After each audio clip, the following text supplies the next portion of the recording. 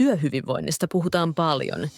Usein se liitetään virkistyspäiviin, etuihin tai yksittäisiin toimenpiteisiin. Todellisuudessa työhyvinvointi ei synny tempauksista.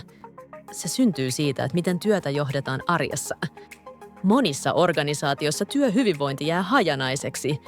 Vastuut ovat epäselviä, kuormitusta ei ennakoida ja ongelmiin reagoidaan vasta, kun ne ovat jo kasautuneet. Tällöin seurauksena ovat poissaolot, uupuminen ja vaihtuvuus.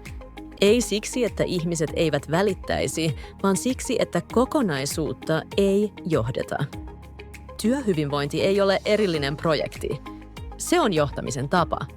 Kun työhyvinvointia johdetaan suunnitelmallisesti, työn kuormitus on hallittavaa, vastuut selkeitä ja ihmiset kokevat työnsä merkitykselliseksi. Olen koonnut 20 lyhyttä asiantuntijavideota, jotka käsittelevät työhyvinvoinnin johtamista rakenteista arjen käytäntöihin.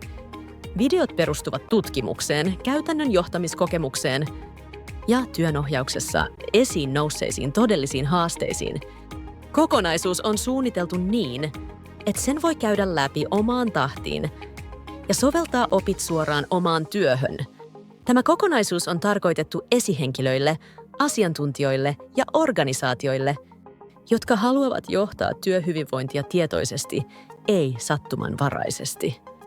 Jos haluat ottaa työhyvinvoinnin johtamisen haltuun, tutustu kokonaisuuteen ja lähde rakentamaan kestävämpää arkea.